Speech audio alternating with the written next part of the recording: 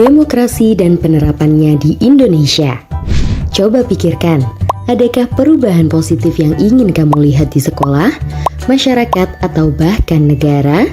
Misalnya, kelas yang lebih mengakomodasi kebutuhanmu atau lingkungan yang lebih bersih, ramah, dan aman untuk tumbuh dan berkembang? Dapatkah keinginan-keinginan ini kamu suarakan agar ditanggapi? Jawabannya adalah ya, jika ada demokrasi di lingkunganmu. Jadi, apa itu demokrasi? Demokrasi berasal dari bahasa Yunani, demos dan kratos. Demos artinya rakyat dan kratos artinya pemerintahan. Dalam demokrasi, rakyat ikut berperan dalam pemerintahan dan semua kebijakan harus mengutamakan kepentingan dan kesejahteraan rakyat. Berbeda dengan demokrasi, sistem diktator adalah pemerintahan yang dikuasai oleh satu orang dan sistem oligarki adalah pemerintahan yang dikuasai oleh beberapa pihak saja. Lalu, kenapa demokrasi dianggap lebih baik? Ada 3 alasan utama. Pertama, pemerintah dapat dimintai pertanggungjawabannya. Jika tidak menjalankan peran dengan baik, pemerintah dapat diganti oleh rakyat melalui pemilu.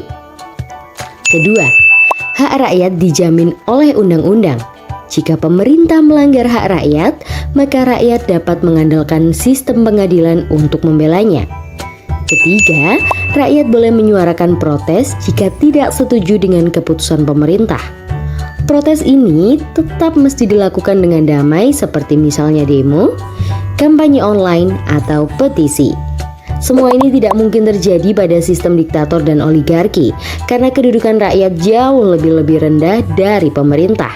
Dan pemerintah tidak harus mendengarkan keinginan rakyat. Wah, kalau begitu, negara dengan sistem demokrasi pasti dijalankan dengan sangat adil ya? Belum tentu. Ini tergantung praktik di masing-masing negara.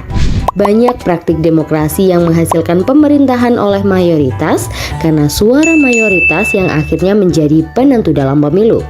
Lalu, bagaimana dengan kepentingan pihak minoritas? Di Indonesia sendiri dikenal musyawarah untuk mufakat. Dengan bermusyawarah, kita memecahkan masalah bersama untuk dilaksanakan bersama. Dengan demikian, diharapkan keputusan yang diambil sudah berdasarkan keinginan semua pihak. Sejarah demokrasi itu sendiri diawali pada abad ke-5 sebelum Masehi di Athena, Yunani. Saat itu, Cleisthenes sebagai pemimpin Athena membuat perubahan penting pada sistem pemerintahan Athena dan mulai memperkenalkan demokrasi. Demokrasi yang diterapkan adalah demokrasi langsung, di mana rakyat berkumpul di suatu tempat untuk berdiskusi dan memberikan pendapatnya secara langsung. Meskipun begitu, hanya laki-laki yang memiliki kedudukan sosial tinggi yang ikut serta, sementara wanita, budak, dan penduduk asing tidak diikutsertakan. Seiring dengan perkembangan zaman, sistem demokrasi langsung tidak cocok digunakan, apalagi untuk negara yang memiliki wilayah yang luas dan penduduk yang banyak. Tentu sulit untuk mengumpulkan seluruh rakyat di satu tempat dan mengambil satu keputusan dari ratusan juta pendapat. Hal ini akan sangat memakan waktu dan membutuhkan biaya yang mahal. Karena itu, berkembanglah sistem demokrasi tidak langsung atau demokrasi perwakilan, di mana warga negara memilih perwakilannya untuk mewakili mereka dalam proses pengambilan keputusan. Pada abad ke-18, bentuk demokrasi perwakilan ini pertama kali digunakan oleh Amerika Serikat dengan menerapkan prinsip pemisahan kekuasaan. Tokoh yang memperkenalkan pemisahan kekuasaan adalah Montesquieu dalam bukunya The Spirits of the Laws. Konsep ini mengajarkan bahwa kekuasaan pemerintah harus dibagi menjadi 3 lembaga kekuasaan yang dikenal dengan trias politika. 3 lembaga tersebut adalah 1. Lembaga legislatif yang membuat undang-undang. Di Indonesia, contoh lembaga ini yaitu MPR, DPR, dan DPD. 2. Lembaga eksekutif yang melaksanakan undang-undang. Di Indonesia, kedudukan ini dipegang oleh presiden, wakilnya, serta para menteri. 3. Lembaga yudikatif yang mengadili pelanggaran undang-undang. Di Indonesia, lembaga ini terdiri dari Mahkamah Agung dan Mahkamah Konstitusi. Setiap lembaga harus saling mengawasi dan menyeimbangkan kekuasaan satu sama lain untuk mencegah penyalahgunaan kekuasaan dan menjaga kedaulatan rakyat. Lalu, apakah Indonesia juga menganut sistem demokrasi? Ya, Indonesia sudah menganut sistem demokrasi sejak Indonesia merdeka. Indonesia menganut sistem demokrasi tidak langsung atau demokrasi perwakilan. Rakyat Indonesia akan memilih perwakilan untuk mewakili mereka dalam membuat kebijakan dan menjalani pemerintahan.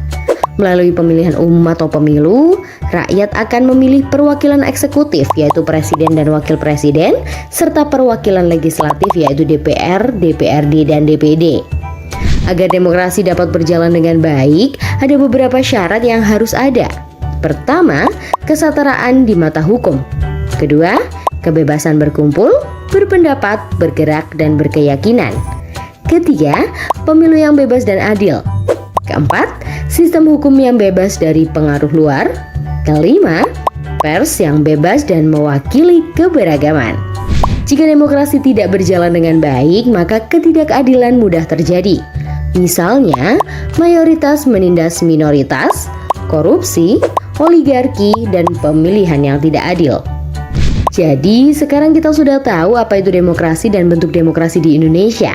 Lalu, bagaimana kamu bisa menjalankan hak berdemokrasi sebagai seorang pelajar? Jika kamu belum berusia 17 tahun atau belum pernah menikah, maka kamu belum memiliki hak pilih dalam pemilu.